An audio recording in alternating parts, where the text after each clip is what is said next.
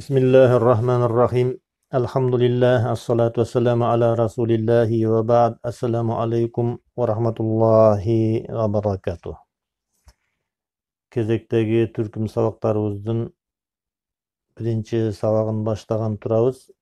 Ислам тарыхы деп ысым койдук бул сабагыбызга. Алла кааласа өзү уланып чыга бере турган сабактар. İslam tarixi деп атадык. Себеби İslam tarixi китебибизди биз ааламды жаратылыш тарыхынан баштаган элек. Себеби кээ бир адамдар айтышат, İslamдын башталганына 1400 жыл болду. Кече эле чыккан жаңы дин, кече эле башталган дин деп айтышат. Бирок бул туура эмес. İslam дини Аллах Таала адам атаны жараткан күндө эле башталган. Ошондо Аллах Таала атабыз адамды жаратып, ага бардык нерселердин ысымын, бул дегени илимди үйрөткөндөн кийин периштелерге карап, менин ушул жаратканыма урмат саждасын кылып баш ийгиле дегенде периштелер Аллахтын өкүмүнө баш ийишкен. Баш ийип адамга урмат саждасын кылышкан. Мына ушул жерден башталат İslam. Периштелер баш ийип атат. Баш ийүү дегени İslam деген. Эми адамдарга тиешелүү İslam, адамдарга тиешелүү баш ийүү кайсы? Ошол тарыхтар жазылган Куран аяттарында айтылат, хадистерде айтылат. Периштелер Адам алейхисаламга баш ийишти, Аллахтын жараткан экен, бул улуу урматтуу кылып жараттыр, илим берди деп баш ийишти. Анан Аллах Таала баш ийишти, бирок шайтан баш ийген жок. Шайтан да ошол жерде бар болчу, иблис айтты, мен bundan жакшымын, муну ылайдан жараттың, мен нурдан жараткансың деп текеберленип баш ийбей койду. Бул капырчылык болду. Аллах Таала Адам атабыздын кабыргасынан Хава энебизди жаратты. Кыскача токтолуп кетебиз. Экөө бейиште жашай баштады. Шайтан аларды азгырып, тыюу салынган дарак мөмөсүнөн жедирди. Алгачкы күнөө жаралды. Анан Аллах Таала Адам, Хава жана шайтан үчөөгө карап, бул Бакара сүрөсүндө келет. Ихбету минха жамиан. Бири-бириңерге душман болгон ахвалда жерге түшкүлө, бейиштен түшкүлө деп түшүрүп жиберет. Шайтан адамзатка түбөлүк душман болуу үчүн кыяматка чейин өлүбөй жашаганга Аллахтан уруксат сурайт. Айтат: "Ey Алла, мен сага жакшы эле алдыңда жакшы эле даражам бар болчу. Ушул адамды жаратуу менен ортобузда душманчылык пайда болду. Эми ушул адамга мага дейт кыяматка чейин өлбөй жашаганга уруксат бергин. Ушул адамды мен чар тарабынан келип туруп, өйдөсүнүн астынан да келип туруп, муну азгырып жүрөйүн" дегенде Аллах Таала шайтанга түбөлүк өмүр берет, кыяматка чейин өлбөй турган өмүр берет. Анан үчөө жерге түшкөндө Адам ата менен Хава энебиз жерге түшөрү менен эми жаңы бир мухитта кандай жашайт, кандай кылат, жашоо кантип уланыш керек. Ошол эле маалда Аллах Таала аларга жерде жашоо инструкциясын дагы түшүрөт.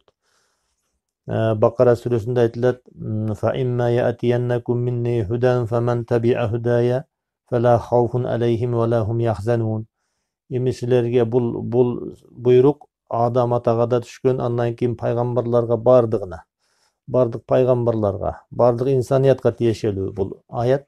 Эми силерге мен тараптан туура жол келет. Ким ошол туура жолго баш ийип жашаса, дүйнө акыретте коркпой, кайгырбай жашайт деген мааниде Аллахтан вахий келет. Эмне деп атат Аллах Таала? Эми силерге мен тараптан бир туура жол келет, буйруктар келет, мыйзамдар келет, эрежелер келет. Бул дегени дин дегени. Ким ошого баш ийип жашаса деп атат. Демек, баш ийип жашоо мусулман болуп жашоо. Себеби İslam дегендин мааниси ал-истисламу тамму лиллахи деген сөз. Allah'a toluk baş iýүү degen söz. Kim baş iýip yaşasa, dünya ahirette baktylуу bolat deyt. Demek adamzat jaralary menen ele Allah Taala alarga özü tarabından yaşoo erejesini diberdi. Bul İslam boldu, moyunsunuu boldu. Demek İslam adamzat jaralgandan baştalgan eken.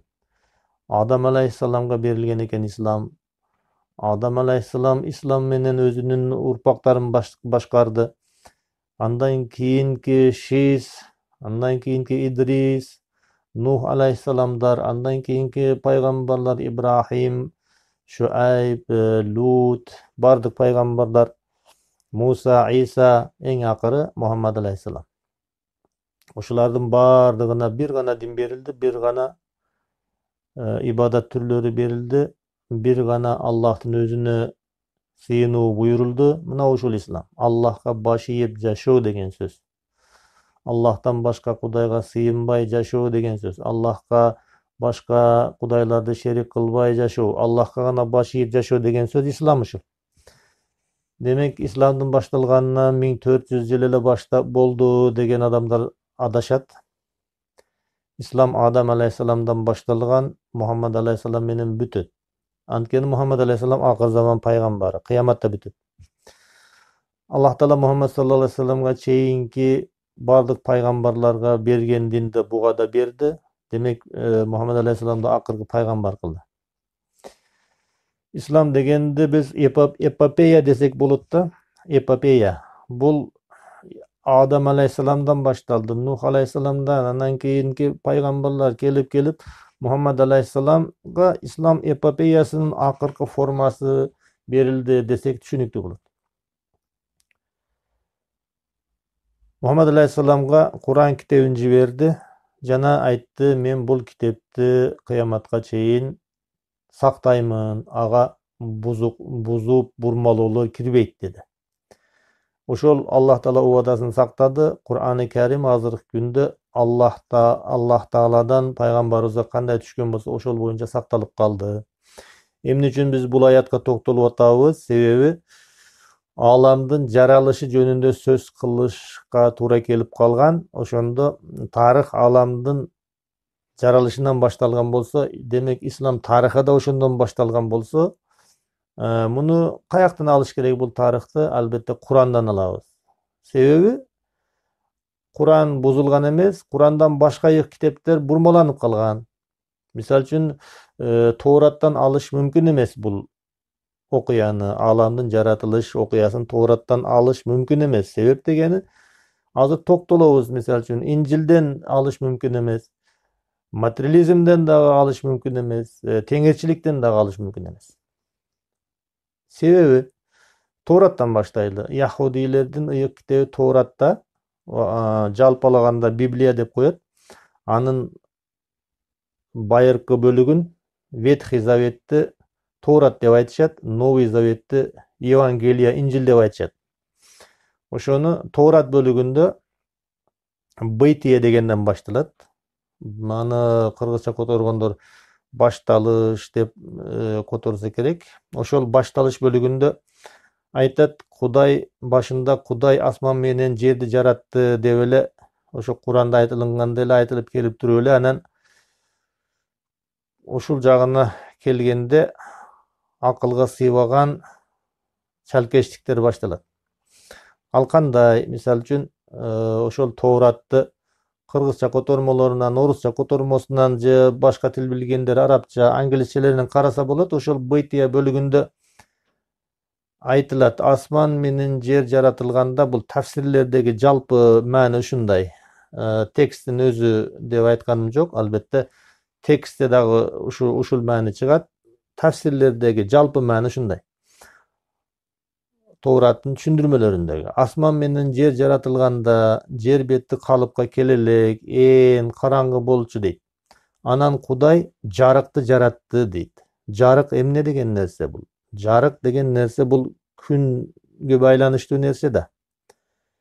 Jarıkты jaratты deyt. Bul jaratılıştın birinci künü boldu dotat. Künü degen emne? Künü degen dagı, kün degen dagı künge байланыштуу нерсе. Ошол жарыктын энергиянын булагы болгон күнгө байланыштуу нерсе. Анан Тоорат айтат, экинчи күнү дейт. Буу жаратылды, суу жаратылды, боштук, асман жаратылды дейт. Үчүнчү күнү кургактык болуп, күн нуру жерге көбүрөөк тие баштады, өсүмдүктөр өсүп чыкты, андай мындай деп айтып келип, анан эмне дейт? Анан жаратылыштын 4-үнчү күнү Кудай күн менен айды жаратты деп атат. Ой, бул күн менен айды жаратканга чейин эле жарык болуп атат, күн батып атат, таң атып атат деп келди. Анан 4-үнчү күнү болсо күндү жаратты деп атат. Мына ушул эле акылга сыйбаган нерсе Тоораттын адамдардын сөзү менен бурмаланып кеткенин далил болот. Демек, аламдын жаралышы жөнүндөгү биз кабарларды, тарыхты Тоораттан алганга мүмкүн эмес. Буга көп дагы далилдер бар. Эгер Библия адамдар тарабынан, Тоорат адамдар тарабынан бузулуп жазылбаганда, Аллах Таала мен күндү жараткандан мурун анын нуру бар эле, мен күн менен айды жарата электе эле жарык болуп караңгы түшөт эле, күн болот эле, түн болот эле дебейт болчу да. Демек, ушул далил менен Тоораттан алганга болбойт аламдын жаралышы жөнүндөгү тарыхты. Инжилге токтололу. Евангелия.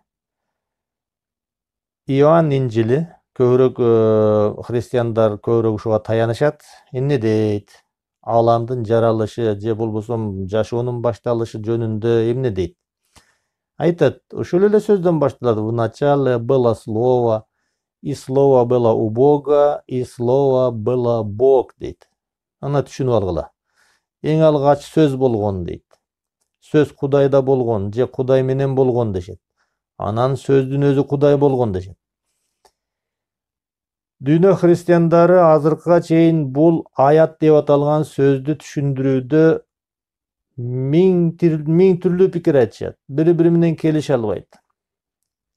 Салттуу христианчылыкта айтышат, слово бул Ыйса дейт. Сөз бул Ыйса дейт. Ыйса Кудайдан мурун болгонбу деп суроо берсеңиз, Ыйса абалкыбы, Кудай абалкыбы, же ыйык рух дегениңер абалкыбы, кайсы бири биринчи болгон деп сурагандарга жооп берише албайт алар. Жооп бермиш болот, эмне дейт? Үчөө үч башка аталышта болгону менен бардыгы бир Кудай дешет. Бул түшүнүк христианчылыкта ипостас деп аталат. Ипостас түшүнүгү бул Аллах жиберген түшүнүк эмес. Иса алейхиссалам айткан түшүнүк эмес. Иса алейхиссалам мен Кудаймын деген эмес. Булар адамдар өздөрү бузуп бурмалап жазышкан. Иса алейхиссалам андай сөздү алып келген эмес. Ипостас түшүнүгүн эң алгач ирет ким айткан? Байыркы грек философу Плотин деген болгон. Платон эмес, адаштырбагыла. Плотин, Платондон кийин жашаган философ. Ошол киши айткан: единое ум, мировая душа деп. Ушул үчилтиктен башталган деп айтат Плотин өзүнүн философиясында.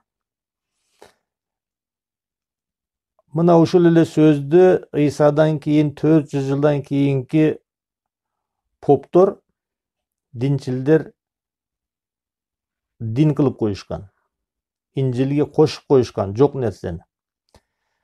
Бул Каппадокия деген жерден бир топ динчилдер чыгып, өздөрүнчө жыйын кылып алышып туруп, мына ушул нерсени кошуп коюшкан. Буну ким айткан? Плотин. Ошол эле грек философу айткан нерсени Инжилге кошуп коюшкан. Демек, суроо туулат. Алам жаратылганда кайсы бири абалкы болгон десе, жооп берише албайт. Ошентип, христианчылык дининде дагы аламдын жаралуусу жөнүндө ынанымдуу бир сөз жок. Ошондуктан биз аламдардын жаралыш тарыхын Куранга таянып жаздык, иншалла. Хадистерге жана андан Куран хадиске таянган булактарга. Тооратты жаралыш жөнүндөгү сөзүн көрдүк. Hristiandардыкын Инжилдеги сөздү көрдүк. Эми ааламдын жаралышы жөнүндө дагы бир көз караш бар. Бул материализм көз караш. Бул материализм көз карашы Советтер Союзунда эле болгон эмес. Же аны Маркс иштеп чыккан эмес, Ленин дагы иштеп чыккан эмес. Ага чейинкилер дагы иштеп чыккан эмес. Илимде атеизм же материализм деп алардын башаты ошол эле антик доор, Грециядагы антик доордогу Демокрит, Эпикур деген адамдарга барып такалат. Ошолордон башталган. Анан кийин келип Маркс деген чыкты, Энгельс деген чыкты, эки жөөт. Алар улантышты, байытышты. Алардан башка да чыгышты. Акыры келип анан Ульянов Ленин деген апа тарабынан жөөт болгон адам бул материализмди иш жүзүндө ашырды. Ошол материализм негизинде мамлекет курду. Эмне үчүн материализм деп айтылат? Себеби дейт алар ошол илимий материализмди, научный материализмди айтат. Ааламдын жаралышы жөнүндө эң алгач дейт бир материя болгон дейт, бир бүртүк болгон дейт, бир кыпын болгон дейт. Ошонун аты материя дейт. Ошол нерседен өзүнүн өзү эч бир сырткы күчтүн таасири жок эле өзүнүн өзү ошол материя зарядтанып отуруп дейт, ошо чоңоюп отуруп дейт, анан ошондон аалам жаралды дейт. Өзүнүн өзү куралды дейт. Бул жомок албетте. Аллахка шүгүр, бул материализм жомогунун акыркы оплот, акыркы таянычы СССР болгон. СССР менен кошо гумжан болуп кетти. Алхамдулилла, азыр дүйнө жүзүндө материалисттер өтө аз калган. Бизде дагы аз калды. Биринде экинде эле калды. Кыскасы, ааламдын жаралышы жөнүндө материализм ишенимдүү эч нерсе бере албайт. Эми бизде дагы ушундай теңирчилик деген дагы философияга дейбизби, бабалардын динине дейбизби, берилгендер бар. Буларда эмне деп айтылат ааламдын жаралышы жөнүндө? Эч ким бул теңирчилерден ааламдын жаралышы жөнүндө сөз кылган бирөө жок. Бирок Кыргызстанга теңирчиликтин пайдубалын курган киши болгон. 2000-жылдары ал кишинин атын атабай эле коелу. Теңирчилик деген китеп жазган.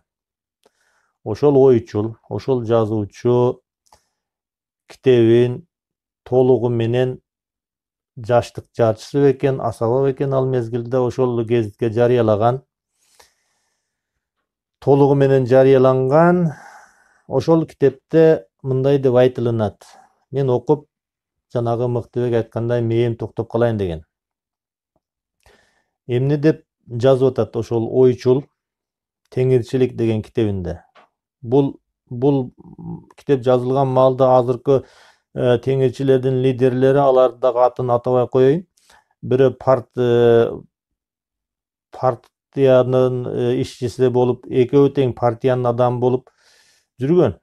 Бирөө немеге ыктап жүргөн, өзү ыйман сабактарын жандандырып, бирөөсү ошол эле атеист, материалист болуп жүргөн. Азыр эми теңирчи болуп алышкан.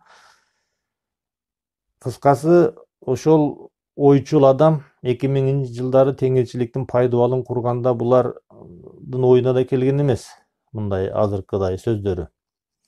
Ошол киши эмне деген? Теңирчилик деген китебинде менин мээми токтотуп коеюн деген жери, таң калтырган жери мына бул сөздөр эле. Мен ал сөздөрдү мындай сөзмө сөз келтире албайм албетте, себеп дегенде ал жоголуп кеткен ал макалалар. Азыр балким архивде бардыр, ал кездин архивдеринде. Эң оболу баарынан мурда ааламда тунжураган хаос болгон. Мен өзүмдүн эс тутумум менен эсимде калгандай кылып айтып атам, бирок ушундай болгон жалпы мазмуну. Эң оболу баарынан мурун дейт. Ааламда тунжураган хаос болгон, эч нерсе жок эле, ин жана ян деген эки бүртүк бар эле дейт.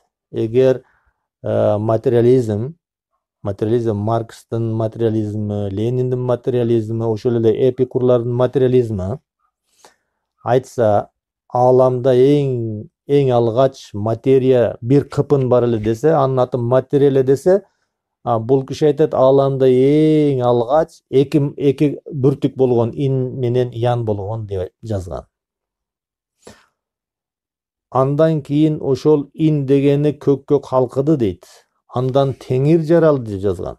Теңир жаралды деп жазган. Ян ылдый сызып, андан жер жаралды деп жазган. Дагы бир контекстте мындай деген, албетте мен айткан контекст эмес, бул жалпы мааниси. Бирок теңир жаралды деп анык жазган. Дагы бир жеринде мындай жазган.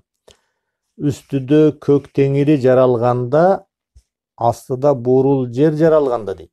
Көк теңири жаралганда деп атат.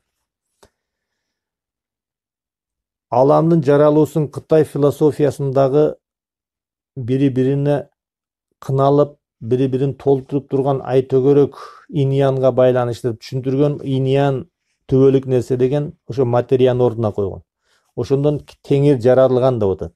Мына бул эки сүйлөмдө теңир жаралды деп турат. Биз болсо Аллахты жаратуучу деп билебиз. Азыркы теңирчилер дагы теңирди жаратуучу деп таанышат. Бирок теңирчиликтин фундаментин койгон адам эмне деп жазып атат? Теңир иньяндан жаралды деп жазып атат. Ушуну билишеби азыркы теңирчилер? Эгер биле турган болсо, муну кандай кабыл алышат? Кыскасы, темадан четтегенибиз деле жок. Бир аз нарак беракта айланып келдик. Ушул темабызга келебиз. Ааламдын жаралышы жөнүндөгү, ислам тарыхы жөнүндөгү китебибизде биз ааламды жаратылыштан баштадык. Себеби ошол ааламдын жаратылышынан ислам башталган эле. Биз аны айтып өттүк. Ааламдын жаралышын биз Тоораттын версиясы, Инжилдин версиясы, материализмдин версиясы, теңирчиликтин версиясы бардыгы ааламдын жаралышы жөнүндө так маалыматты бербейт, ынанымдуу маалыматты бербейт. Ошондуктан биз ислам тарыхы китебибизди ааламдын жаралышы деп баштадык. Исламда ошол мезгилден эле башталганына далилдерди алып келдик. Эми иншаллах ушуну менен бүгүнкү сабагыбызды жыйынтыктайлы. Кийинки сабагыбыздан баштап иншаллах ааламдын жаратылышы жөнүндө ислам булагы, Кур'ан эмне дейт, пайгамбар саллаллаху алейхи ва саллям эмне дейт, Кур'анга таянган, пайгамбардын сөздөрүнө таянган булактар эмне дейт, ошондон баштайбыз, улантабыз иншаллах. Аллах Таала ушул айтылгандарды баарыбызга пайдалуу кылсын. Ол өзүбүзгө, анан уккандарга жайылуусун Аллах Таала насип кылсын, берекесин берсин. Аллах Таала сабактарыбызды үзгүлтүүсүз кылышын насип кылсын. Ва саллаллаху таала алейхи ва аля алихи ва сахби ажмаин. Ва ахир дa'wana анил хамдулиллахи rabbil alamin. Ассаламу алейкум ва рахматуллахи ва баракатух.